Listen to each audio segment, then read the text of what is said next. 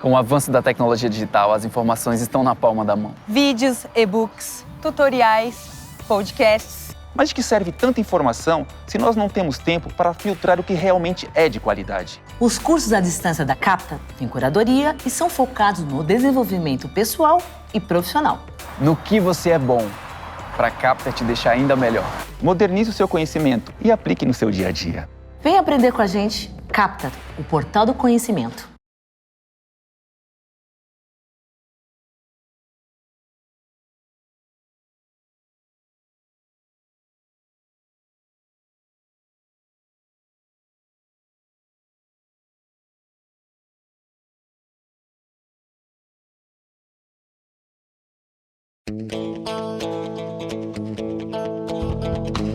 Começa agora o programa Hora e a Vez da Pequena Empresa, sempre levando para você muitas informações e atrações. Confira o CEO da Money Invest, Marcos Travassos, falando sobre o Pronamp, que agora passa a ser política pública de crédito oficial e permanente após ser sancionado pelo governo. O advogado Marcos Tavares Leite trazendo mais um relevante tema. O escritor Carlos Antônio da Silva comentando sobre seu livro de ficção intitulado Mentiras Compulsivas. E nesta semana, o presidente do Simp, Joseph Cury, recebe o presidente do PDT de São Paulo, Antônio Neto. Fique conosco.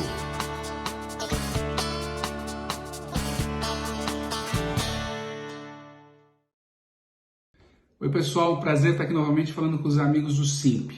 Vamos falar agora sobre o Programa Nacional de Apoio à Micro, Pequena e Média Empresa, aquele programa do BNDES chamado Pronamp.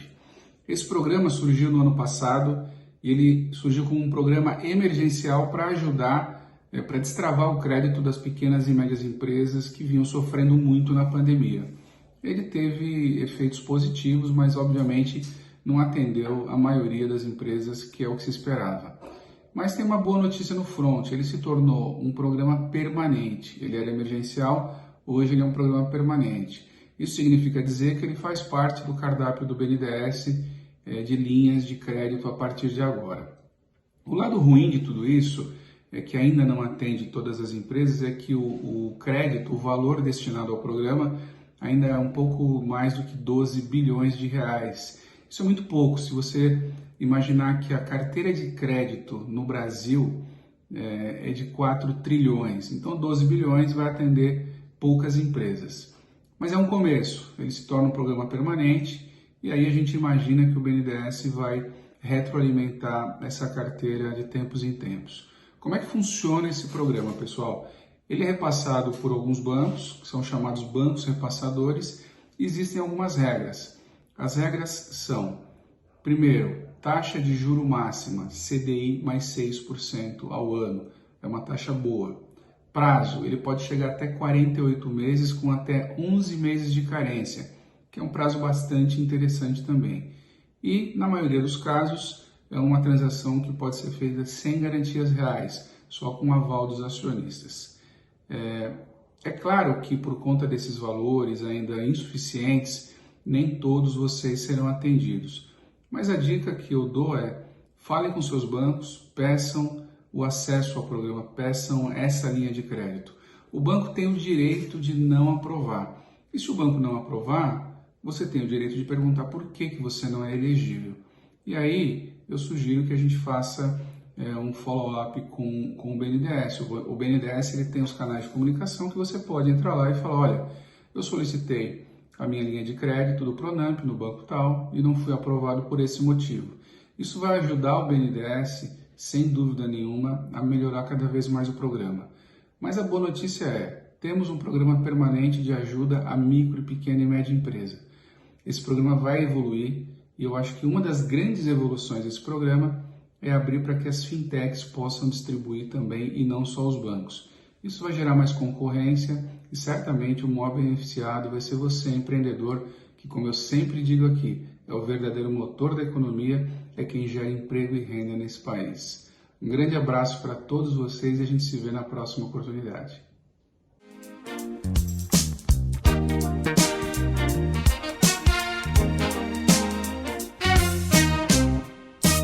O Senado aprovou um projeto de lei que trata sobre a execução, a suspensão de execuções de despejo ou mesmo de ordens de desocupação em imóveis públicos, privados, rurais ou urbanos, residenciais ou mesmo de atividade não residencial.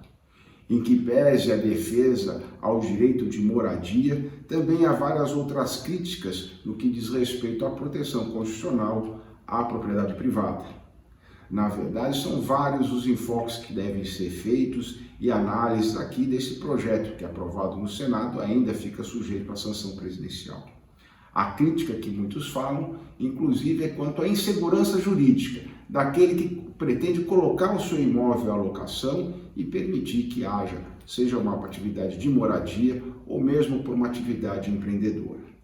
No caso dos despejos por falta de pagamento, com ordens liminares de despejo, essa lei vai se aplicar apenas àqueles imóveis cuja locação não seja de valor superior a R$ 600, no caso de residência, ou nas locações não residenciais até R$ 1.200, devendo o locatário demonstrar que houve a efetiva redução da sua capacidade de pagamento, por desemprego, redução de jornada, redução das suas rendas, e que também não seja o imóvel a única fonte de renda para o locador, que também teria dificuldade na sua subsistência.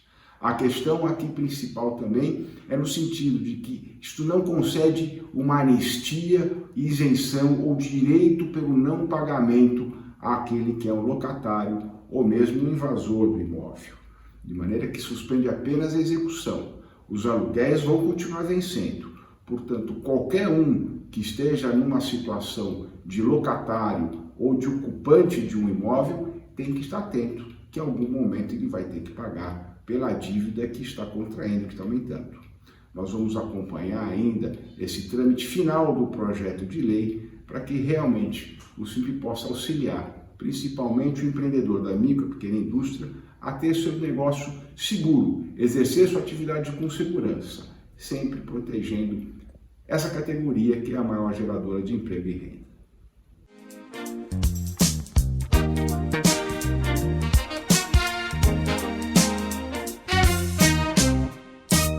O escritor Carlos Antônio da Silva comenta sobre seu livro de ficção intitulado Mentiras Compulsivas, onde seu enredo dará ao leitor a compreensão de como desejo e luxúria podem ser o estopim de uma mistura de mistério e fantasia. Acompanhe. Bem, a história de Mentiras Compulsivas inicia com a descoberta de um corpo de uma jovem lançado totalmente nu nas águas da Baía de Vitória, e esse corpo vem a ser descoberto e içado do fundo do canal durante as obras de dragagem que havia no porto na época. Embora o cenário, o painel seja veraz, aconteceu a dragagem, a história é totalmente ficcional. Por isso eu digo que é um thriller, todo um suspense e um mistério de investigadores, comandados pelo detetive Alex Matoso e a sua equipe, no sentido de descobrir quem é a vítima e quem são seus possíveis assassinos. Enfim, é uma trama que procura instigar o leitor a também participar da história e procurar ele mesmo descobrir e dar um final para essa história.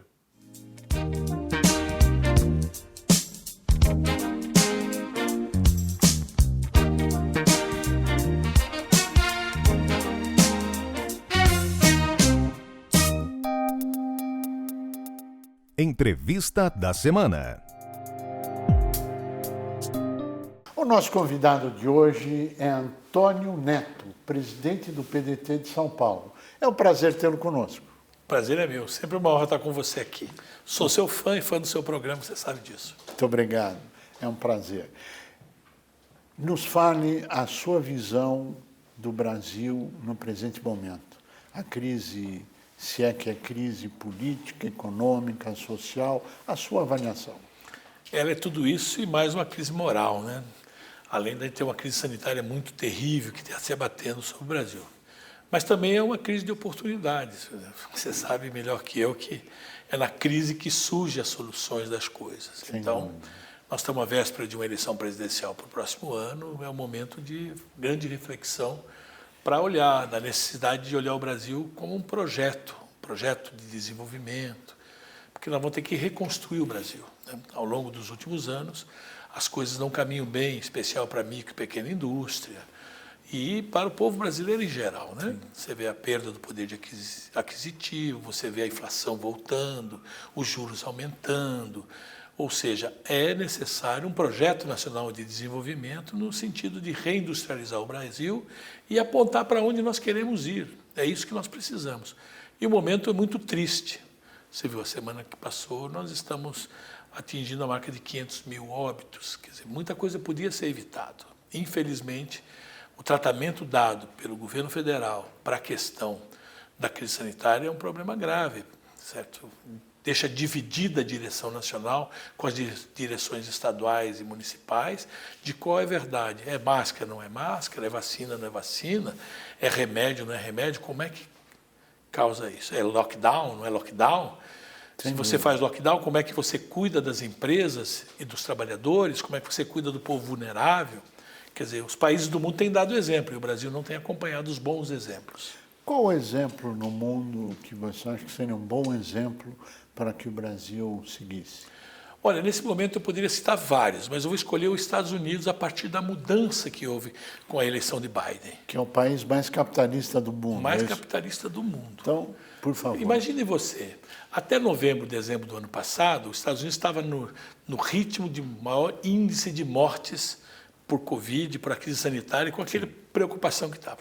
Mudou a presidência da República e veio um presidente comprometido em combater efetivamente a crise sanitária, comprando vacinas para todos e investindo. Foram 3 trilhões de dólares colocados na veia da economia, seja para ajudar empresas, seja para ajudar trabalhadores.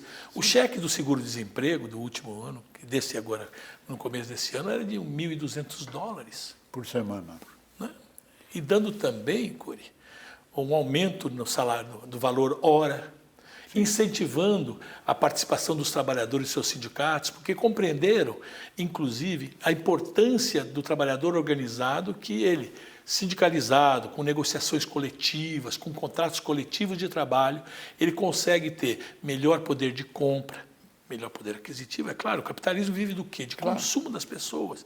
E, acima de tudo, também organizando de maneira que recupere o poder aquisitivo, não só economicamente, mas também de saúde, segurança e medicina no trabalho, no combate com as péssimas práticas que algumas empresas possam fazê-lo. Então, o exemplo que eu colocaria, e se toda a vida a elite brasileira, Curi, você me ouve sempre falar sobre isso, acha que o que é bom para os Estados Unidos é bom para o Brasil, está aí um bom exemplo. Vamos seguir o exemplo do maior capitalista do mundo, que é o país americano, que prevê na sua Constituição, inclusive, de não intervenção do Estado. No momento da crise, ele vai buscar o New Deal lá de 29, repetindo o New Deal, acrescentando até o famoso Green New Deal, ou seja, além de a gente recuperar a economia, o Estado investir fortemente na recuperação da economia, nós também temos que pensar na parte do meio ambiente, que é o tal do Green. Né? É que eles estão fazendo exigências para o Brasil em relação ao meio ambiente. Com certeza. Também. Por quê? Você veja, as queimadas da Amazônia, que foram recordes no mundo, o descontrole até na aquisição de agrotóxicos para o Brasil, ou seja, liberando coisas que estão proibidas nos países do primeiro mundo. Esquecem quem dirige o Brasil e esses que são do agronegócio, que estão utilizando isso, que daqui a pouco serão os mais prejudicados.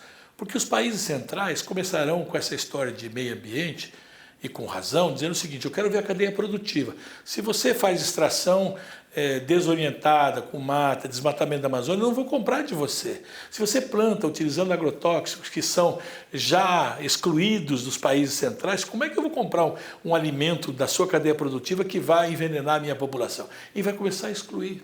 E aí vai achar outros parceiros, como vários estão achando outros parceiros, para que possa efetivamente fazer as suas compras. E você sabe, hoje o Brasil só é exportador de produto primário, seja minério de ferro ou grãos, quer dizer, e que mais? Cadê a nossa indústria? Commodities. Cadê a nossa indústria? É uma grande pergunta a ser feita: onde está a nossa indústria? Olha, ela não está nos planos de quem nos governa já há alguns anos. Se você lembrar, a indústria teve participação no PIB de 30%, 35%. Verdade. E hoje está menos de 10%. Então, nesse projeto nacional de desenvolvimento que a gente fala muito, A principal questão é a reindustrialização. Qual é a proposta do PDT nesse sentido? Olha, vou dar um exemplo claro, que você teria algumas preocupações antes. Por exemplo, você tem que resolver o problema creditício físico, da pessoa física. Hoje, quase 70 milhões de brasileiros estão com seu nome no SPC. Então, você precisa negativado. Você precisa equalizar isso. Mas se fosse só esse problema, talvez fosse o mais simples, porque o Estado poderia comprar essas dívidas e refinanciá-las a juros que sejam, vamos dizer, dignos, né? Sim. Mas e como é que está a dívida das empresas? Também elas estão bastante endividadas. E aí quando você fala de reindustrialização, você pode dividir por vários setores. Vou pegar o setor da saúde, que é o que a gente está muito hoje em voga, né? Então, aí com todos os problemas, que no começo da pandemia nós precisamos importar máscaras, respiradouros, veja você, kit de intubação. E o Brasil gasta anualmente 17 bilhões, B de bola, de dólares de importação de produtos, cujo 80% deles, seja fármacos, sejam próteses, sejam equipamentos, já estão com suas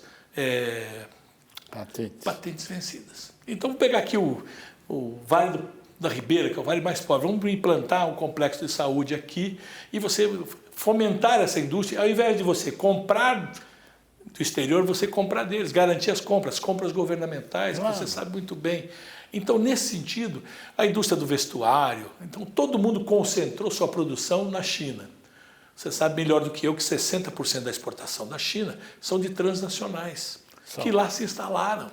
Então, e agora, na pandemia, eles viram que há necessidade de voltar a ter o Estado Nacional para que eles possam ter as suas indústrias. Porque no momento de uma pandemia, ou de uma guerra, ou de qualquer coisa similar, uma crise desse tipo, o que vai valer é interno. Nós temos 220 milhões de habitantes e um conjunto de pessoas que consomem aqui.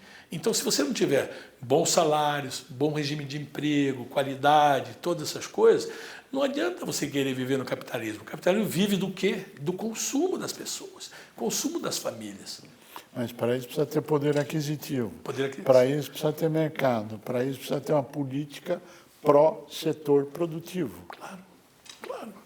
E eu não consigo entender, e eu brinquei já até com o Robson, ou mesmo aqui com o presidente da Fiesp, vocês não precisam nem substituir a sigla das entidades suas, porque vocês vão ser, porque da maneira que está indo, é Confederação Nacional dos Importadores, Federação Estadual dos Importadores do Estado de São Paulo. Não precisa nem mudar a sigla, porque parece que eles ficam defendendo uma política que os destrói. Não fazem como você. Você tem uma luta de muitos anos, e nós acompanhamos isso juntos, você sabe disso, de fomentar a micro e a pequena indústria para que ela seja fortalecida, para que ela seja, que as compras governamentais se voltem para esses. Não aquela que a gente viu no governo Dilma, de fazer uma licitação de uniforme para o exército, fardas, tudo, e ganhar a China para mandar para cá, ou comprar bandeira, que inclusive veio invertida, o ordem de progresso. Ou seja, não, tem que dar proteção. Por isso, aquelas teses que a gente discutia do Conselhão, você vai lembrar da questão do equivalente nacional, a parte dos produtos, não importa que venham empresas multinacionais, mas você tem que produzir no Brasil, com produtos brasileiros. Você tem lá, de cada produto, 70%, 60% tem que ser produto nacional. Então, você não faz. Por isso que a Ford foi embora, a Samsung foi embora, outras vão embora. Por quê? Acabaram com essa medida provisória que virou lei da liberdade econômica. Sim. Então não precisa mais nada. Por que eu vou estar aqui? Eu vou embora, eu exporto para cá. Você vai comprar carro do mesmo jeito. Você vai comprar Ford. Você vai comprar TV, você vai comprar telefone. Não são produzidos no Brasil. Além dos incentivos fiscais que outros países oferecem. Para os produtores, para exportação. E o Brasil não pode, eles não podem reclamar de subsídios. Vocês têm 380 milhões de reais todo ano, bilhões aí, um dinheiro grande que é para incentivos para todos os setores. Quer dizer, essa é chegada a hora de fazer uma reanálise, de você reconstruir o Brasil, principalmente este setor que você representa muito bem, micro e pequena indústria, porque a indústria é a base dos melhores salários. E agora com a história do 4.0, a indústria do conhecimento, essas coisas, você sabe que precisamos pensar no futuro, mas ainda temos um pé no passado. E o Brasil tem uma vantagem muito grande sobre isso. Os países centrais não têm déficit, por exemplo, de saneamento básico. Então você tem, ao fazer o saneamento básico, você resolve dois problemas. O problema do emprego e o problema da saúde. Claro. Aí você fala em habitação, também déficit de habitação. Não é possível andar na cidade de São Paulo e você ter quase 40 mil pessoas vivendo em situação de rua. Então você tem problema de habitação. E aí você vai puxando essas questões, o Estado começa a fazer a roda, chamada roda virtuosa da economia, girar. Você tem aí quase 20 mil obras paradas. Tem coisa pior para o Estado do que obras paradas? Não. Tem que terminá-las. O custo é muito mais alto para retomar. E toda essa obra de infraestrutura não tem nada importado. É tudo produzido no Brasil. Então é cimento, ferro, vai olhando, né? Pessoas para fazer. Então, qual a grande saída na sua avaliação? Por onde se começaria essa grande transformação, como a nossa última pergunta, porque chegamos ao final do tempo? Puxa vida. Olha, começa que você possa, primeiro, eleger um projeto nacional de desenvolvimento no ano que vem. Segundo, escolha política. Olha, o problema é político e só a política resolve ela. Né? Desprestigiaram tanta política, mas só a política resolve. Sim. Um projeto nacional de desenvolvimento e, acima de tudo, uma boa reforma tributária. Nós discutimos isso já, Curi. O Brasil o Brasil é muito regressivo o imposto no Brasil. É verdade. A elite brasileira paga muito pouco imposto ou não paga imposto. Um exemplo claro para quem está nos vendo. O menino que entrega pizza, entrega comida no restaurante com a sua motinha 200, 250, ele paga 4% de IPVA. Helicóptero, São Paulo tem a maior frota de helicóptero. Ninguém paga IPVA. Jet ski, ninguém paga IPVA. Então você precisa repensar o modelo tributário brasileiro e fomentar, acima de tudo, de desonerar quem produz. A produção. A produção. E aí você fazer a junção de quem produz com quem trabalha para que a gente possa sair desse atoleiro que nos enfiaram nos últimos 30 anos, que é o mesmo modelo econômico perverso, daquele tripé maluco, né? Superávit primário, inflação, não é isso? Não é? Antônio Neto, nós queremos agradecer muito a sua participação. Chegamos ao final do nosso tempo. Pleno êxito, sucesso a todos. Como você sabe, nós temos recebido todos os candidatos de todos os partidos para que todos possam vir aqui expor para as micro e pequenas, para o Brasil, as suas propostas. Obrigado pela sua participação. A você que esteve conosco, nosso mais profundo agradecimento. Com a certeza que estaremos juntos na semana que vem. Até lá. Com o avanço da tecnologia digital, as informações estão na palma da mão. Vídeos, e-books, tutoriais, podcasts. Mas de que serve tanta informação se nós não temos tempo para filtrar o que realmente é de qualidade? Os cursos à distância da Capta têm curadoria e são focados no desenvolvimento pessoal e profissional. No que você é bom, para a Capta te deixar ainda melhor. Modernize o seu conhecimento e aplique no seu dia a dia. Vem aprender com a gente. Capta, o portal do conhecimento.